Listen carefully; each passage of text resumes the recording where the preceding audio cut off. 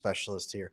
It is Saturday, right after Black Friday. Many of you are probably relaxing and enjoying after Thanksgiving if you're American, or it's just a good weekend for you if you're not American. Today, I want to talk to you about attachment. And in specific, today I want to talk to you about your attachment. That's right. Tonight is live Q&A. As you guys pop in, drop your relationship and attachment questions in the chat. I'm going to be going through them and helping you out here tonight. Consider this a little bit of micro coaching. Just I'm answering your questions rapid fire as we roll through. Now, I am going to drop in the chat my Black Friday specials that are happening right now. You're going to see those drop down right here. AdamLaneSmith.com/Black-Friday. Remember that coaching with my team is up to 30% off. All my video courses up to 60% off. And when you bundle everything together, up to 5 free gifts. You can also come in and do your attachment assessment with my team, understand exactly where your skill gaps and experience gaps are and what you need to do to become secure. Jump in on one of those assessments and we'll help you out. Tonight, drop in and leave your comments and let me know what questions you have. Live Q&A about attachment and relationships. If your boyfriend's been cheating on you a lot, let's talk about that. If your husband is distant and cold, let's talk about that. If your wife doesn't seem to be passionate about you anymore, or if she's constantly saying, I don't feel emotionally safe, and you don't know what that means, drop that in the chat. Let's have a conversation tonight. What challenges are you experiencing? Let me help you out. Let me show you what secure attachment can look like, and let me give you some scripts maybe for conversations that you're dreading having. Drop your questions down in the chat and hit me with them. I have seen, oh my goodness, you guys, I have worked with every possible experience a human being can have. So don't be shy. I've worked with every affair a couple can have. I think my record was one partner who had had 272 affairs in a single marriage, and their spouse was still with them trying to work it out. 272 affairs. Another couple that had split up 253 times. They had broken up and got back together. And they counted because it was roughly every 2 to 3 days for several years. So that's where we are. Switch roles. Agent Alina, tell me more about that. What do you mean switch roles? Give me some stuff to work with here. Lotus McCary, my boyfriend is silent. He's unemployed too, and that hits him hard like everyone. I hear that loud and clear. What questions do you have for me here tonight? How can I help? What can I do to help here? I have a lot of emotional insecurities that's caused me to burn a lot of bridges. I hear that loud and clear. What are you doing about that so far, Archeon? What are you doing to start fixing that? I know you've been doing a lot of learning, been trying to do a lot of growing. Where are you at with friendship? Where are you at with community? Where are you at, especially with same-sex friends? Where are you at with building those platonic relationships that can support you? That's going to be a big, big quality of life factor for you. Glad to see you again, by the way. Live Q&A. Who's got questions for me in here? You've got challenges. Here we go. Laura R. Hodes. Will it show my name? There you go. I just found you. Struggled for 25 years in a divorce process. I'm sorry to hear that. Same person, second time. Okay. Canceled the first time. He's a good man. We never connected. Laura, hit me with a question. What do you have tonight? I'm here to help. I'm glad that you're here, by the way. What do you have for me, and what question maybe can I answer you? Agent, masculinity and femininity falling into disorganized attachment style. So you have switched roles? You're both disorganized attachment style, and he is in the feminine and you're in the masculine? Is that what you're telling me? Are you asking how to switch roles back into the masculine and the feminine? Is that what you're hitting me with? Hit me with questions, guys. I'm here to help you tonight. I don't know if you guys have done live Q&As with me before. I promise the answers are good. Give me some questions to play off of, and we're going to make this work. I'm pretty starved for him. I have encouraged him daily. I hear that. I hear that, Lotus. My lover is married, but has no intimate relationship with the wife. How much love can he have for me if he's being dishonest? Here's a good question. To his wife, he won't divorce her, so I must know what I am to do. Confused. First thing I will flag for you is that the majority of men who are married and say, I have no love for my wife and no relationship with her, are typically lying. They do occasionally have intimacy and sex with their wife, and their wife has no idea that you exist, even if he swears up and down that she does know and that she's totally fine with it.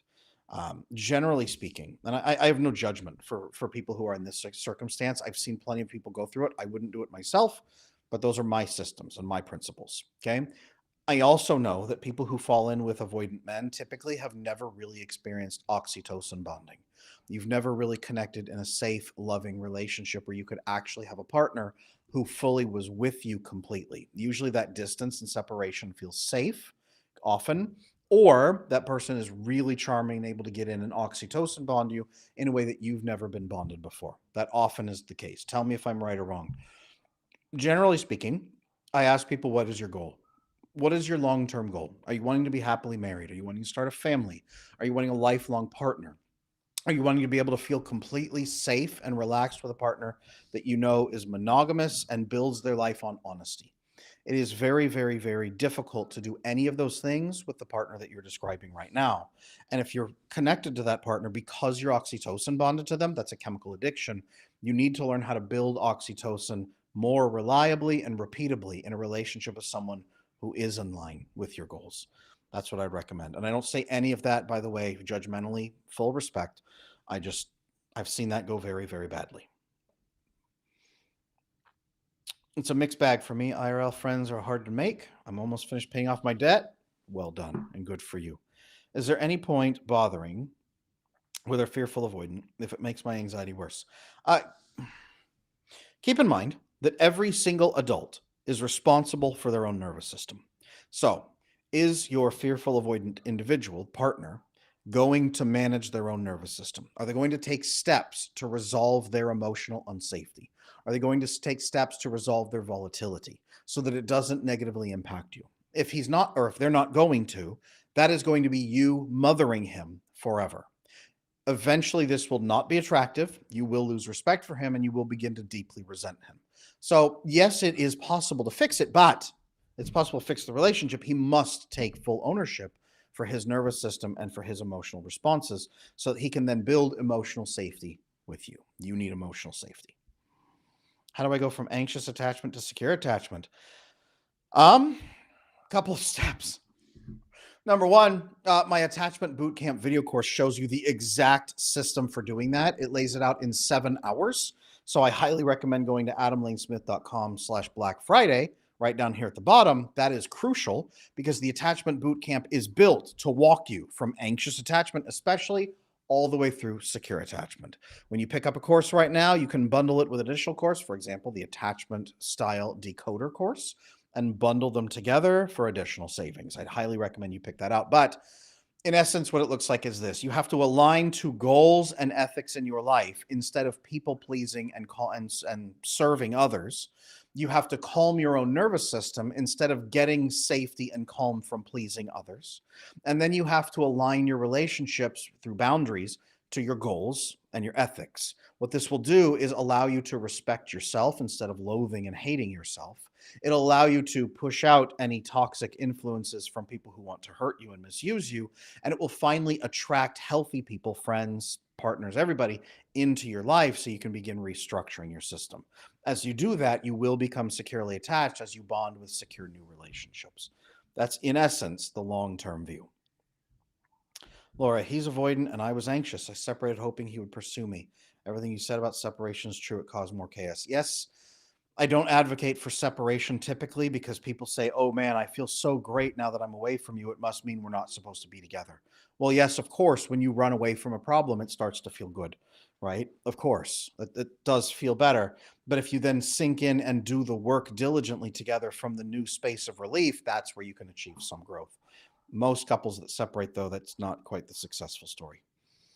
Why does my DA boyfriend pull back after a great weekend together? Ooh, Nicole, this is a great one. Chat, anybody else here have a avoidant partner who pulls away after intense intimacy? Throw a yes in the chat and let me know because I see that and I hear this all the time. Okay, Nicole, what this is typically is this: your partner is oversaturated with bonding and stimulation, and they think that they made you perfectly happy. So they performed, they did connect, but they performed as well. Now they're going to say, when I give you what you want, do you give me space to breathe, or do you chase me and demand more? Number one. Number two, am I free to move away, or do you attack me if I try to pull back to get personal space? And number three, I am so emotionally burned out and I don't know how to recharge with people. All I understand is dopamine binge and cortisol. So I have to pull back and decrease my cortisol, and then dopamine binge through work, achievements, hobbies, and activities. That's what they do. So if they pull away, is it odd he doesn't ever say I love you first? Typical also, because they have very low oxytocin, so they're more mechanical, and it doesn't actually occur to them to give spontaneous affection. Displays of spontaneous affection, like saying I love you or kissing you on the forehead or taking your hand in the car, all of those usually are down to oxytocin driven behaviors. And after the first 7 months, the novelty dopamine is also falling off a cliff. So they get very little feeling, which is the problem. What we have to do is help them understand what oxytocin can do for them, and the 80% of quality of life they're leaving on the table by not engaging in the relationship with you. But their receptors for oxytocin are usually closed if they're avoidant. That's what's happening there. How does ADHD and an avoidant husband impact the family? A lot of avoidant partners in here. Here's what I'll say. For all of you who might have an avoidant partner, remember that for Black Friday, my How to Love an Avoidant Man video course that makes avoidant men want to connect with you and meet your needs, by the way, is on special sale for Black Friday. When you go right here, How to Love an Avoidant Man, it will show you how to build a relationship that is calm and peaceful and intimate, how to invite them into that and show them what you're offering so they finally see you and understand, and then how to speak to them about your needs in a clear, measurable way so they finally get it. Then they begin meeting your needs, and then you build this loving circle between the two of you. The course should have been called How to Help an Avoidant Man Love You, but most avoidant men wouldn't watch that course with you if I named it that. So I had to name it How to Love an Avoidant Man. So he'll say, yes, you should learn how to love me better. Fine, I'll watch this with you. And then he does, and he goes, oh my gosh, what have I been doing? Like, that's usually the pattern. ADHD and an avoidant family. I do have over on my YouTube channel how ADHD and avoidant behavior and all of that actually weaves in together. I'd recommend watching that longer form video because a lot of those factors like that will weave in different ways. Check out my YouTube channel specifically for that one. I'd highly recommend that. And I know you're on my YouTube channel because you're coming in from there. So there we go. Afraid to have conversations with an avoidant partner because he shuts down if you do. Angie, most of the time, there's two reasons for that. One, if they're absolutely manipulative and hurtful, they'll shut you down with contempt. But number two, if they don't shut you down with contempt, they just get emotionally overwhelmed. It's often because you're using an emotional language or accidentally provoking a deeper conflict than what they're used to or what they can tolerate. Again, down here in the Black Friday sale, How to Love an Avoidant Man is currently on a very special offer, along with all of my video courses, up to 60% off when you bundle them in. That right there, that course will show you exactly how to start having those conflict conversations in a good way. Can we truly start over if we apply what you've taught me? He won't go to counseling to understand me. His integrity, but mental illness of depression has been unemployed for 3 years. Laura, it depends. What's really cool about this is the research shows that when one partner makes a permanent, complete change in the relationship, not mean, angry, demanding, but just, nope, this is how I'm going to conduct myself from now on. Here's how we will live. Gentle, loving, but firm. 76% of the time, within 2 months, the partner joins you in that positive change, even if they initially were not on board.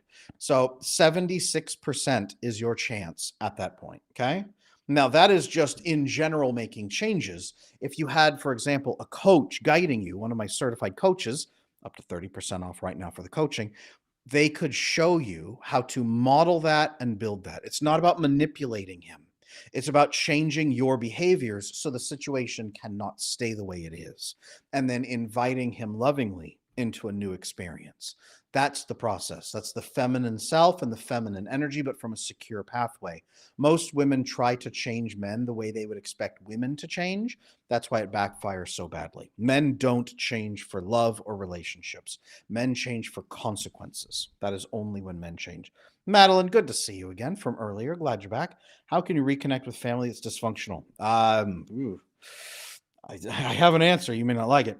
I do not feel safe around them. I feel like I'll be taken advantage of. When I was young, I think people depended on me to be stable and strong in a rough situation. Currently, I'm in the middle of a difficult situation. I feel very alone, and there's no one who takes on the role of being supportive. Madeline, I will urge you very strongly to be cautioned about and cautious about leaning back into a relationship structure where people take advantage of you, hurt you, and mistreat you just because you're lonely right now. That is actually how people continuously get victimized again and again and again. Now, what I could recommend is picking one family member who has integrity, empathy, and compassion and trying to build a one-on-one relationship with them rather than leaping into an entire system. Right now, it sounds like you need some support. Going to them and connecting them and saying, "Look, I'm at a difficult phase, but the larger family structure is not healthy for me. Can you and I build a loving relationship together? Here's what that would look like from my side. Here's what I would need from you. Here's what I need to make sure doesn't happen with you. What would you need from me? And what would you also like to see not happen on my side? How can we take care of each other while also having proper boundaries? How can we love each other better?" That's the conversation to have. If you have a hard time having that conversation, that's where attachment challenges come in. And that's maybe where me and my coaches can assist you in the scripts you need, get you ready for those conversations, teach you the skills, help you regulate your nervous system, and get balanced to do that. Just finished 7 Signs of an Emotional Affair. Great video here on the channel. A lot of people are having aha moments. Had all 7, but remained defensive, denial of the attachment. It was a childhood ex, stay at home mom for 16 years. Have to accept for what it is. I hear that. I hear that. There's a lot of that happening, unfortunately. Quiet, disorganized man married to an anxious woman for 23 years. He's recently come out bisexual, will not commit to monogamy with her any longer. Do they have any hope? Yes. There is an exact formula for fulfilling, loving monogamy. An exact biochemical formula that I have checked with neurologists, with biological experts, with medical doctors. I've been checking this formula that me and my business partner are putting together for the larger attachment institute that we are currently building. This formula works. And most couples who have issues are living way, way, way outside of that formula. What's the difference between this course and enabling? Nothing I teach is ever enabling. I never, ever enable. Every single adult is responsible for their nervous system, and every adult is responsible for the obligations and responsibilities they take on. If you build a relationship with someone, there's an expectation that you will co-regulate together, care for each other's needs, and grow continuously, and not simply give up and collapse into selfish hedonism. Is that clear enough?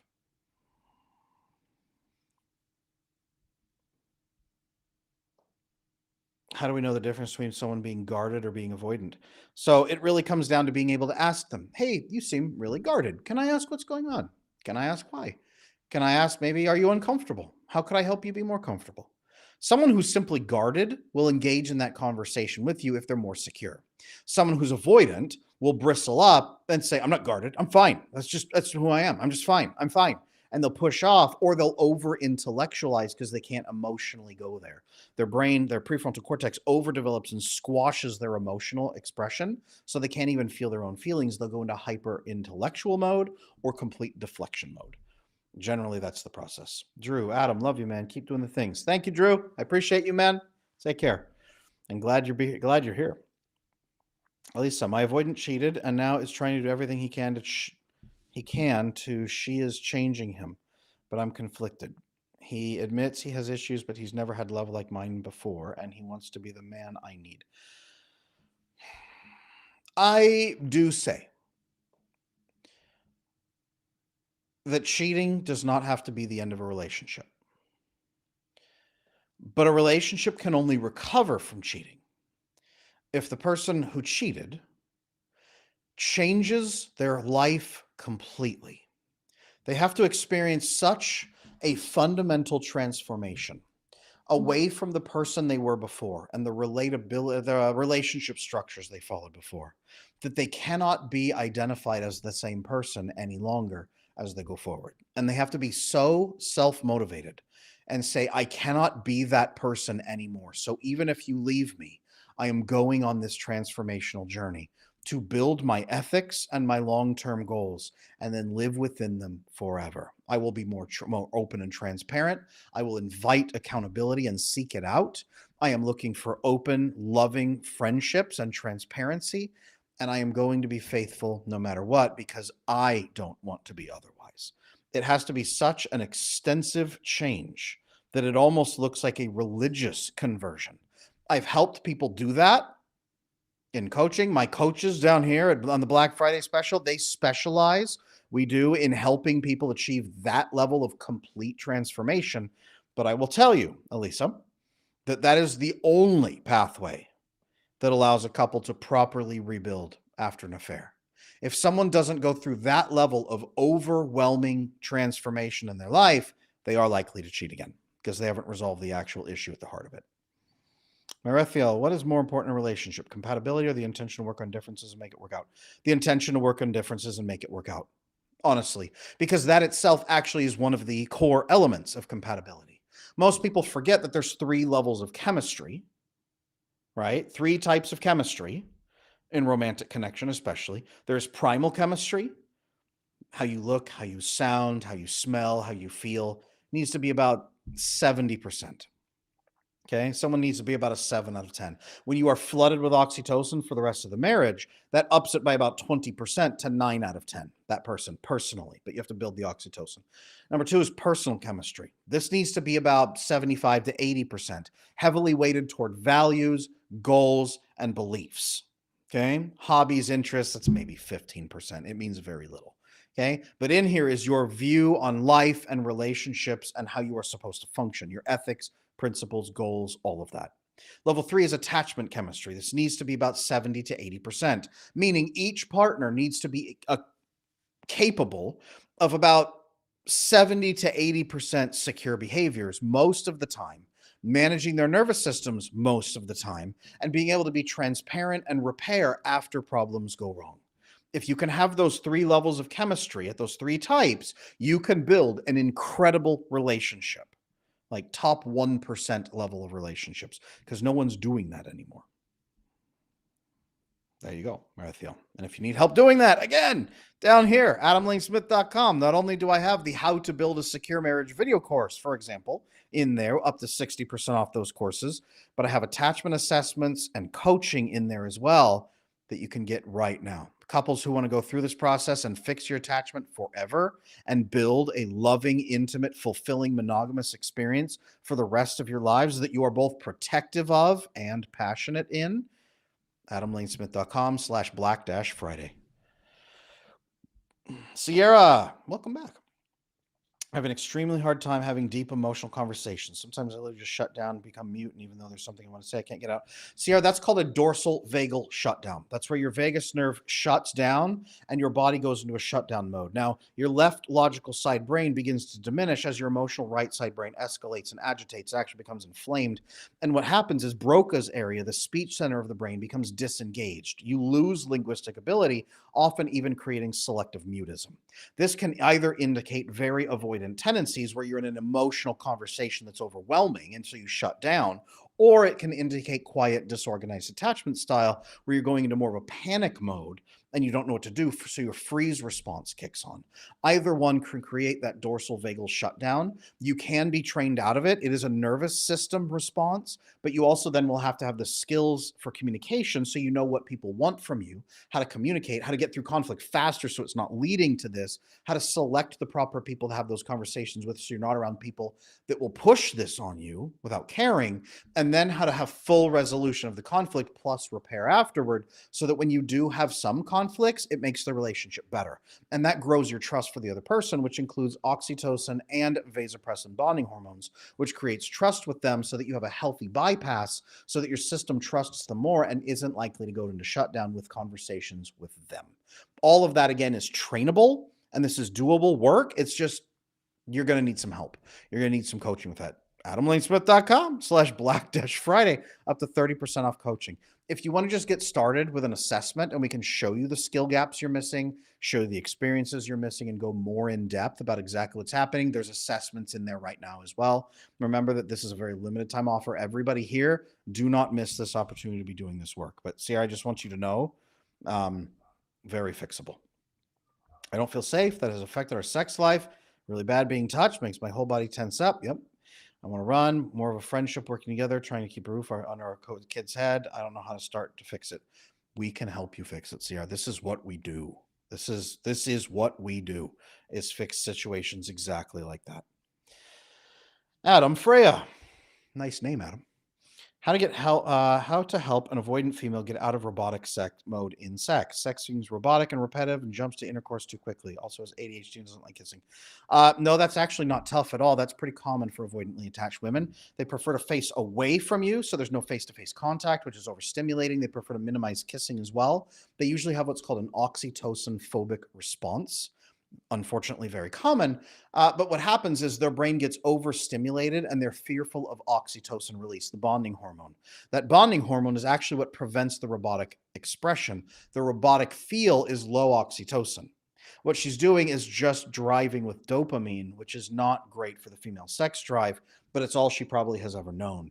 If you can initiate oxytocin bonding with her outside the bedroom and help her have that experience, and then grow the relationship forward, she can actually experience a deeper intimacy with you than she's ever had in her life, which might be frightening and overwhelming for her at times. But if you can build that and guide that together, that's a great way to build the other bonding hormone, vasopressin, which leads her to deeply trust you and have a rich monogamous fulfillment with you, and you with her as well. Very doable. Again, if you need help with that, down here, adamlingsmith.com/black-friday. Me and my coaching team help avoidant women find that deeper connection, and their partners, by the way. Something we deal with all the time.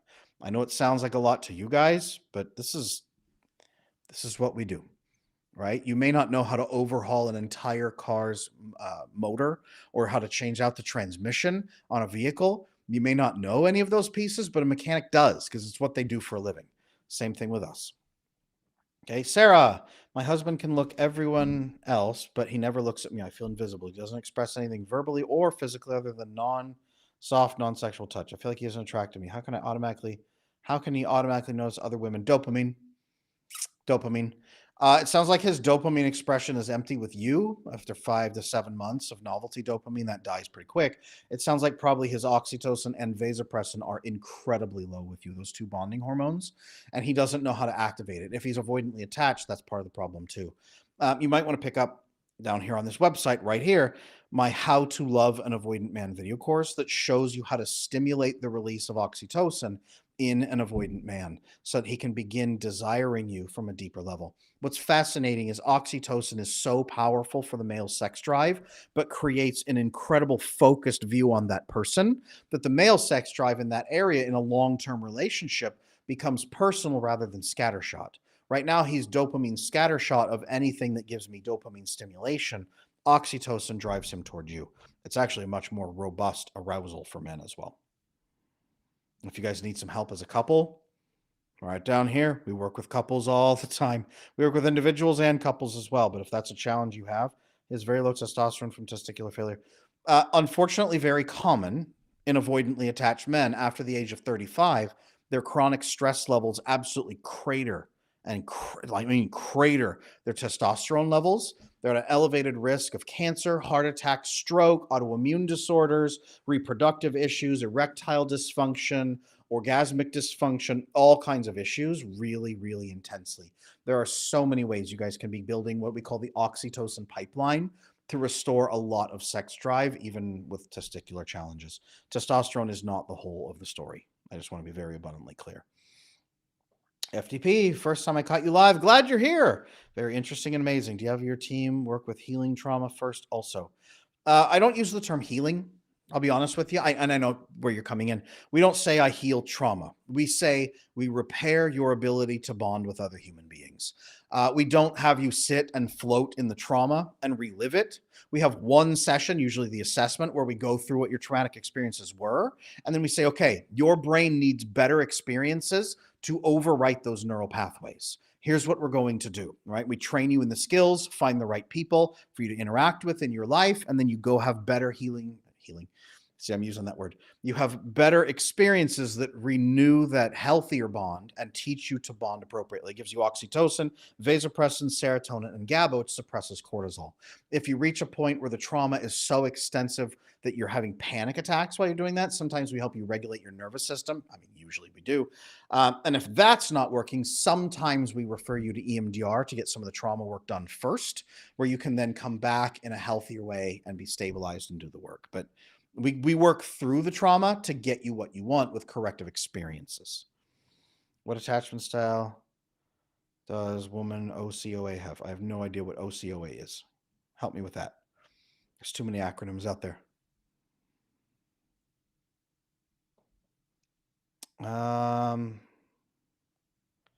Looking through here, you guys.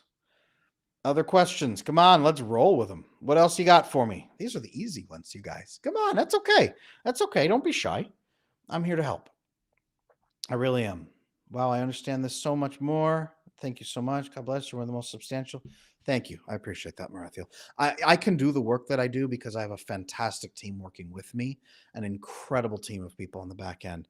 And together we are building the Attachment Institute. We hope to help 1 billion people become securely attached around the world. And we're doing this Black Friday sale. The reason that we offer our courses up to 60% off and coaching up to 30% off, we want it to be accessible to everybody who needs it. We want everybody who needs help to be able to access it. Okay. Every year we try to run a big, as steep as possible on those sales so that we can get that to you. Oh, Sarah, I think I missed yours. I'm going back through. I'm working with Arena and she's great. Thank you, Michelle. I appreciate that. There's one for Arena. I'll let her know. Sarah, how does one accept and take criticism from your boss when you're anxious attached? Understanding. Yeah, Sarah, I got your question. I got you. Sorry, I missed you. Hey, good work as an anxious person calling that out, Sarah. Well done. When you have anxious attachment style, authority figures that you perceive have the power to destroy your life will make you afraid. Learning that asking more questions is not only good, but desired by other people. If they are healthy behaviors, if they're healthy people, they want you to ask more questions and understand. You probably were trained out of asking questions as a child, so now you're struggling. So your boss tells you something and you freeze and just desperately try to comply. If you're like most anxiously attached people, going in proactively and sitting down and saying, hey, I want to be secure in my job. I need to understand the top 3 areas right now where I have opportunity to improve and what your expectations are.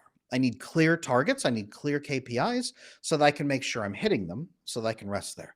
And then when they have criticism or feedback, you sit down and say, okay, on a scale of 1 to 10, how big of a problem is this creating in our relationship, in our working relationship? So I understand first, how negative is the feedback you're giving me? Because I will blow it out of proportion and freak out.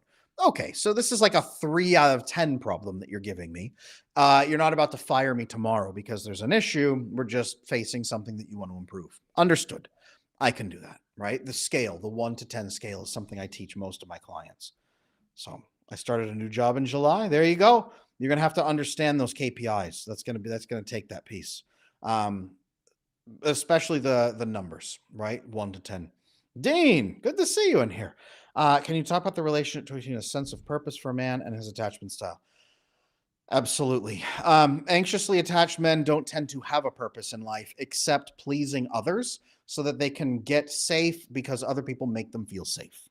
I am anxiously attached. My prefrontal cortex never fully develops because I believe other people have to make me feel safe. So I never learn how to feel safe. So I just have nice ideas of what I could do someday. But instead, I live my life trying to get safe by pleasing others so they will help me. It is a lifetime of constant craving adoption and fearing abandonment. So they don't usually go for longer term purpose. Avoidantly attached men might have a larger purpose of get financially secure and live on an island where no one can speak to me again. Generally speaking, okay?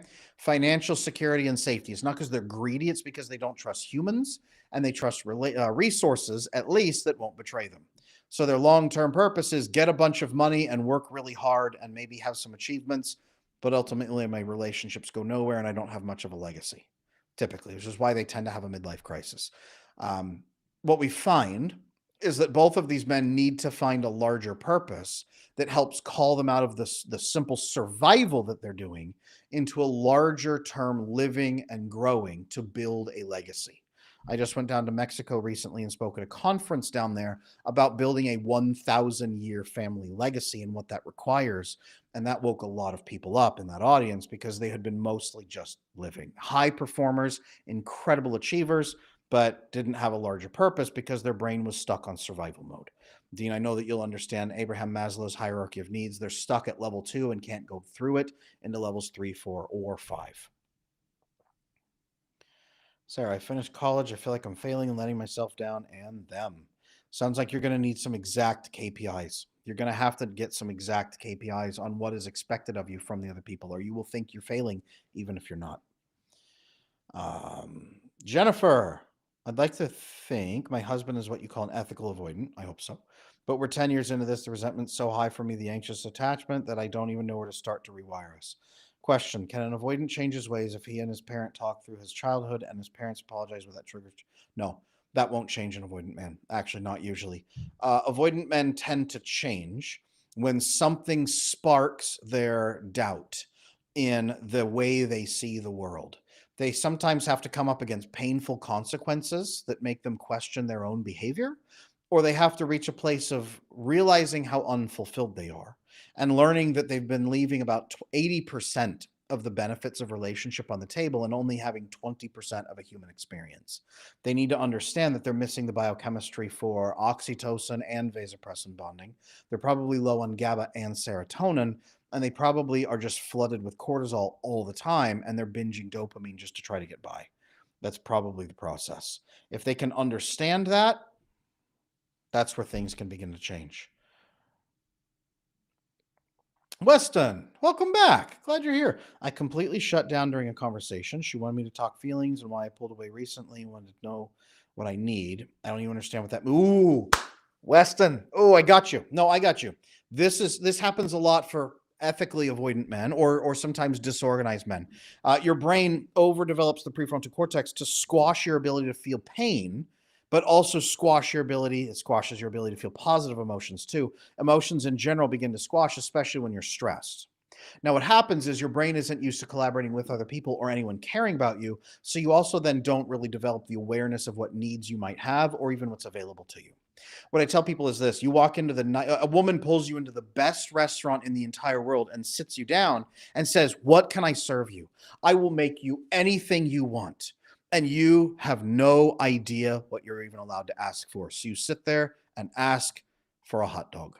And she's like, "We don't serve hot dogs. This is a gourmet steakhouse. We serve everything." And you go, "I don't know what steak is. I don't know what that means. I don't know what's here. I have no idea. Bring me a hot dog." And she says, "We don't sell hot dogs. I can give you a tomahawk steak." And you say, "That sounds like a weird, funny name. I don't want to eat an axe, a tomahawk. I want meat. So bring me a hot dog." Right?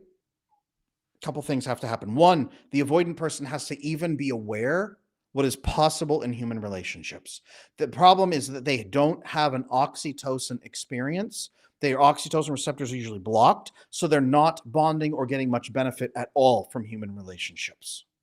So they also don't know what they're allowed to ask for. And the partner who comes in desperately to give to you is using such extensively emotional language that doesn't resonate with you at all because it's alien to your experience. So they're saying, "I want you to feel loved." And you say, "What does that sound like? And what does that even feel like? Please lean away from me. You're invading my personal space. This sounds like a cult. I might be leaving." Okay? That's the challenge. So, Weston, learning what's even possible in relationships is going to be incredibly important. If you want to learn this, couple things you can do. Again, for Black Friday, I'm going to pitch this to you, obviously, but down here on adamlanesmith.com/black-friday, I have a course called How to Love an Avoidant Man. Now, here's what you need to know. When I filmed that course, I had two avoidant men sitting off camera over there helping and directing me and filming and everything. During the course of the filming, they started off very nonchalant. Yeah. Love, feelings, romance, whatever. As the course went on, they both started leaning in and watching me like this. Then it got to a point that between videos, they would pause and interrupt to start asking questions about, "Is that real? can you really like I can get that? I can ask a woman to do that for me. She can do that. She can help me avoid cancer, heart attack, stroke, increase my immune system, increase my muscle growth, give me peace of mind, let me rest. I can immerse in her nervous system and actually refresh and have 30% additional productivity at work the next day. You're telling me that's possible? By the end of the course, one of the guys came up and took me aside and said, Adam, I think I need to go apologize to my ex. I had no idea that this is what she was trying to give me, and I left her and I didn't appreciate her. Can you help me figure out how to get her back and talk with her and coach him on how to fix his relationship? So I called it How to Love an Avoidant Man, but it could also be called How an Avoidant Man Needs to Be Loved. Okay, so Weston, I would recommend that you check out that video course there. You might want to pick up that video course plus an assessment with my team where we can walk you through the experiences you're missing, the skills that you never got a chance to learn because you were surviving in childhood. You never got to learn the experiences and the skills you needed to build intimate, trusting bonds with the right people. Kohlberg's morality scale probably says about 10% of people are worthy of your trust. But if you put 100% of people into a don't ever trust category, that's part of your problem. Okay, 10% go over here that you can bond with, but you're accidentally going to push them away by sending in an I'm not interested signal to that 10%, unfortunately. So, highly recommend you pick up How to Love an Avoidant Man and pick up an assessment. That's what I'd recommend to you there. Hi, Adam. How can disorganized men leading more towards avoidant heal? I think you mean become securely attached. Heal is a word I hear a lot too. I get you. Become securely attached. The reason I'm sorting that out is because you're not wounded, damaged, or broken. Okay? You learned a survival adaptation. You learned how to survive in chaos when no one is going to care for you. You formed neural pathways in your brain and behavior programming to survive when people are unpredictable, unsafe, and uncaring. You're not broken. You're running exactly like you're supposed to. It's just that now your environment has changed, and you might hopefully have people there that actually love you, who are consistent, who are stable, and your programming is screaming at you, telling you, I will never be safe, and the more love I have, the more in danger I am. So you're going to be sabotaging and destroying relationships.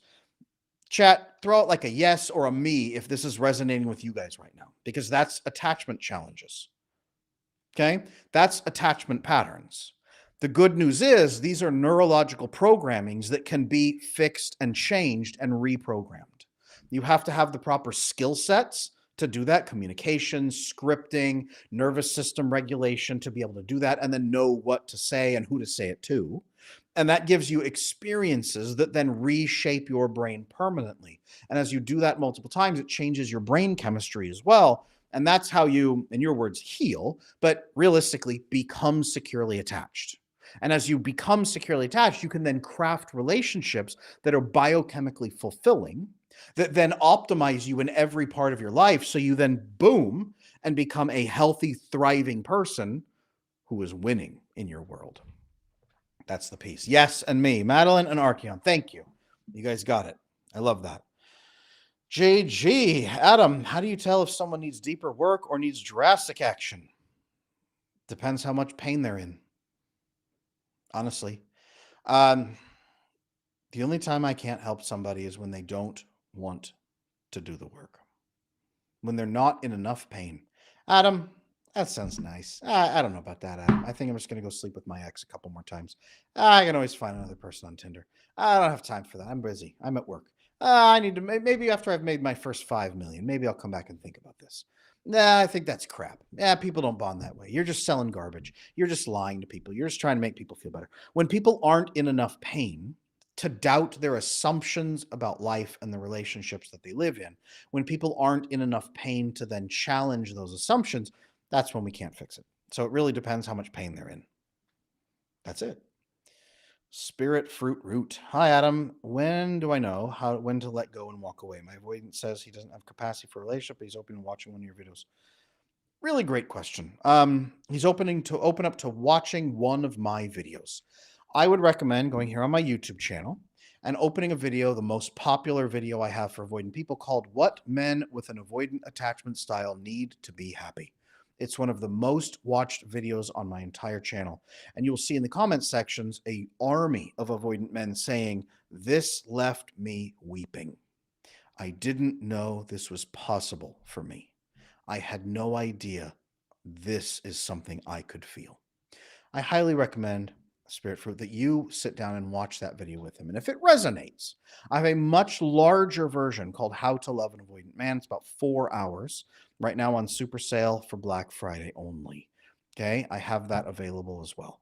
I highly recommend you watch that video with him immediately so that you can pick up that course, the extended version, before that sale ends.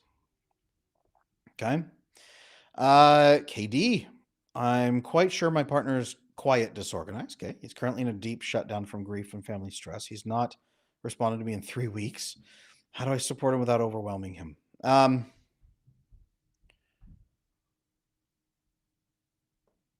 The problem that a lot of people have is that they want to figure out and guess from the outside how to do something for someone without having a conversation about it first. Understand that the target is not to feed a dog or to care for a sick cat. The target is to collaborate with a human being in order to meet their needs. And you will be intruding if you're guessing. But one of the most important things you can do for another human being is offer them love and ask them how they'd like to receive it. For example, in that case, your instincts are not bad, Katie, but I would reach out and I would say, "It seems to me that you're really hurting right now and you're probably overwhelmed and you may not even know what to ask for. I'm connecting with you because I want to be of service to you during this time. I don't want to overwhelm you any more than you are, so please let me know if this is overwhelming you. But I would like to find ways to be helpful to you. Can we sit down for a conversation on the phone or Zoom so that I can figure out some ways I can be useful to you during this time?" You provide that level of context and care and collaborate with them to help them. That is the proper way of having that conversation with somebody. That's what you should do.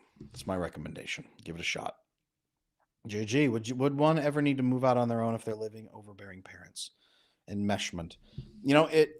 If you can have a conversation with them about what your boundaries need to be for your long-term goals to be achieved and for your ethics to be fulfilled, if you can have that with them and build a better relationship, amazing. If they refuse to respect your long-term goals and your ethics and principles and continue to enmesh over you and enforce that on you, it's going to be very difficult to build a healthy, thriving life because you are, in essence, being forced to cater to their emotions and they're using that and lording it over you. Anaya, I broke up with my avoidant partner 7 months ago. Now we're seeing each other again. Is the novelty dopamine still the thing for him after breaking up, getting back? Novelty dopamine refreshes after a period of time, which is why some avoidant partners cycle between multiple partners and just break up with you, go to the next one, break up with them, go to the next one, break up with them, go to the next one. They cycle like this. I've seen that a number of times. Doesn't mean all of them do that, but many of them do. If you're going to get back together, there needs to be a definitive plan about what has changed and how you're going to activate true bonding this time. Okay. I highly recommend, for example, down here at the bottom, I do have coaching for couples who are wanting to set up a relationship and make sure it's real. We do a lot of coaching for people who are trying to get back together in the best way. It doesn't have to be we are miserable and broken and hate each other, please fix us. It's we want to set up our relationship in the right way. Me and my team of certified coaches can do that. We also do have a video course called How to Build a Secure Marriage that you could go through that program together right now on special offer and say, this is what I would want to build. Can we sit down and agree to this and then build a secure relationship together that leads toward marriage? Are you open to that? That, for example, and I could be your condition for getting back together. Georgie, hi, Adam. Great work as always. Still looking forward to oxytocin pills to hit the market. I hear you loud and clear. And Forever Together says, pill, the oxytocin pills, right? Every woman, see, this is where women are going to start slipping pills into men's drinks, except it's oxytocin to make him affectionate and loving, right? No, I don't do that. But that's ultimately where we're coming down to is how do I get other people to react with love toward me. That's already a losing conversation. I hear you though. I hear both of you. Your boot camp copy says it's 7 hours of healing from avoidant. Do you have any similar courses for healing from anxious and the attachment boot camp? I'm not sure why the copy might say that. I'm going to have to go review that. But the attachment boot camp course is how to become fully secure. It works best for people who are anxiously attached, but plenty of avoidant people have gone through it also and built secure attachment. Now, if you want to understand really how to begin interrupting your attachment patterns now, immediately with the deep neuroscience, the attachment style decoder course would be a really great place to start. Okay. If you pick up both, that will really give you a short-term and long-term view of how to go from anxiously attached, disorganized, avoidant, how to do that and become secure, short-term and long-term. Attachment style decoder and the attachment bootcamp. Now, if you want clear, exact, direct help, finding your skill gaps and your experience gaps and understanding why your attachment is the way it is, and then steps to do and to follow and become secure, the assessment with me and my team down here is also going to be very, very helpful to you. We will sit down with you and do an 80-minute deep dive assessment and then a 30-minute follow-up call laying out the exact strategy to become fully secure yourself. That's one of the best things. That's what I bought. I pray it works. Weston, I hear you.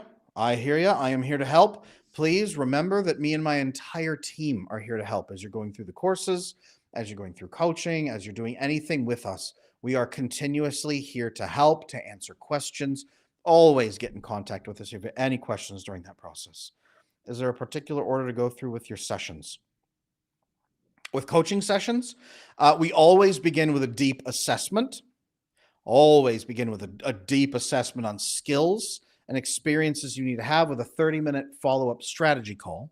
And then that launches usually into a coaching package where we then begin aggressively going through every skill you're missing and training you in it, and then giving you homework that week, not paperwork, but experiential homework. Go have this conversation with this person, say this, read this thing off your note card, off your phone, have this conversation, resolve it this way. That will change your neural pathways and change your biochemistry. Do that, and this is what you should experience. Come back and tell me how it goes. We'll take the next step. So it's very like point, click, over and over and over to show you exactly what to do. That's what most people are missing, is just tell me what to do. Anita, my disorganized avoidant has lied to me several times. Most recently, he lied about hanging out with his male friends when he was actually with his female friends. Is that an unethical avoidant trait? Well, there is manipulative avoidant and there is loud disorganized. Manipulative avoidant usually has contempt for others, lies to them comfortably, and cheats on them quite often. Not always, but many times. Loud disorganized is overly dysregulated and doesn't know what to do, so they sometimes will lie, but they're more chaotic and they feel saturated in guilt and they're sabotaging the relationships. That's generally what they'll be doing, if that makes sense. So, yeah, it's lying about where they are and who they're with is not a good trait, and that is the opposite of a secure, healthy, intimate, trusting relationship. That is a non-starter for a relationship. That should be a non-negotiable, that never happen again. But I will ask, how many times has it happened? And how many times do you let it go? Do you know how to push back and have proper boundaries? Maybe you don't. Maybe that's something that you need to fix. And that's not me challenging you on that. I'm just gently saying, maybe there's something here and maybe he has selected you because you won't push back. That might be the case. What would you recommend to a relationship with a partner that doesn't have the capacity to be emotionally available at all, but still wants a relationship? Well, a relationship is about a deep emotional connection where you help each other co-regulate and reach biochemical fulfillment while embracing a long-term co-created legacy. That is what a relationship is for. Otherwise, you're in a transactional experience where you're simply giving each other good feelings until one of you gets tired or dies.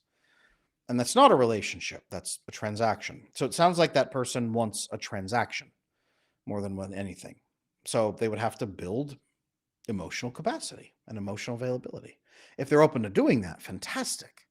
If they just don't know how to do it and they're stuck, well, they can learn that. There's ways to do that. For example, down here at the bottom, adamlanesmith.com/black-friday.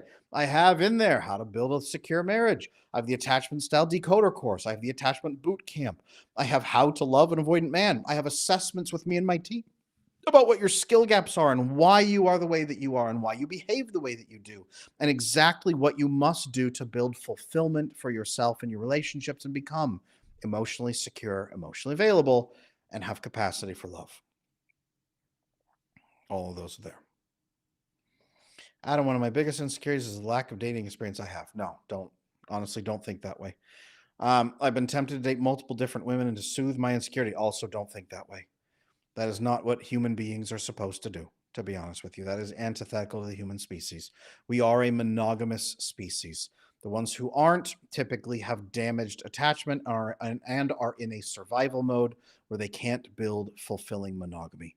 We know that monogamy is normal for our species, except for the ones who have severely damaged abilities to connect to others, right? We know this. This is not to criticize people who are not in monogamous relationships, but we know that biochemically we are a monogamous species.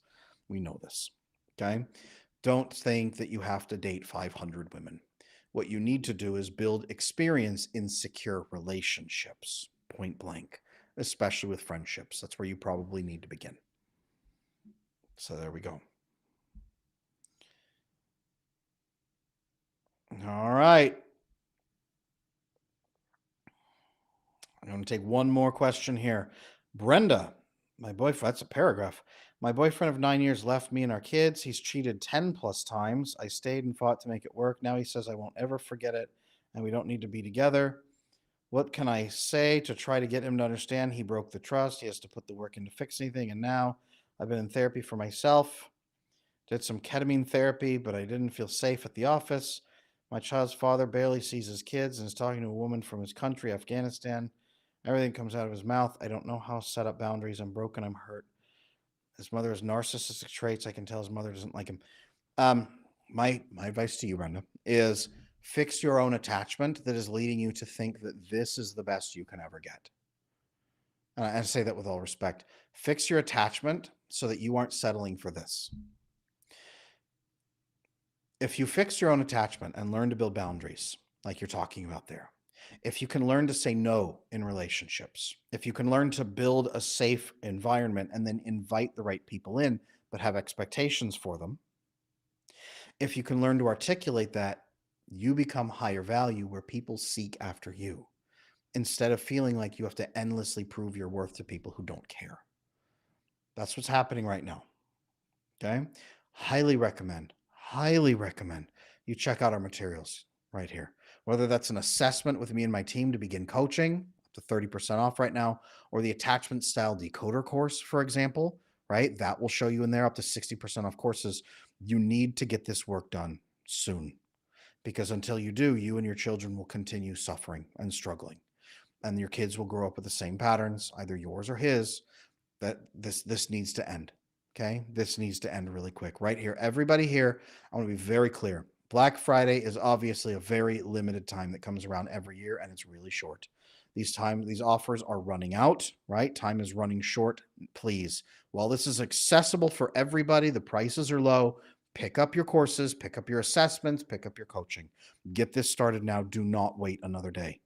Okay. There's people who wait and wait and wait, and then it's over and they say, okay, well, maybe next year. It's another year of suffering. Okay, Brenda, I don't know how. Right here, adamlanesmith.com, down here at the bottom of my screen. adamlanesmith.com/Black Friday. I'm going to post that in chat one more time. Contact my team. Let's talk, right? We can show you how to fix this. We can show you how. This is what we do. We can show you how to repair your ability to build boundaries so that you don't have to live with this anymore. You should not be settling for somebody who's cheated on you 10 times and then makes it your fault. Okay? You should be feeling safe in yourself with the ability to put up proper boundaries with people. Very crucial. Weston, I find you to be incredibly helpful just with YouTube videos. Thank you. I appreciate that.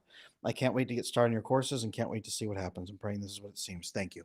If anything feels off as you're going through it, please contact us immediately. We can answer questions for you. We can help resolve concerns. If you're just confused by something, let us know. We want to make sure you have the right experience with us and that you achieve the transformation you're looking for. Weston highly recommend you pick up some courses. I would recommend picking up an assessment right now while it's on special offer with my team. You're going to come in. We're going to be working under one of my coaches, but I will be directly overseeing them with my methodologies. They are trained in my methodologies. They come with extensive training experience prior to that anyway. I highly recommend courses and assessment. The assessment is really where transformation is especially going to happen. So here to help you make those changes. It's not just suffering, but the pain I've caused. That I hear and that I respect. I respect that. Contact us. Let us know what we can do to help you. We are here to help. Everybody else, thank you so much for being here today. I will be here again tomorrow at 3 p.m. U.S. Central Time. We're going to have a great conversation then about attachment. Be there. I'd love to see you. Take care of yourselves and do not miss the Black Friday specials. They'll be gone before you know it.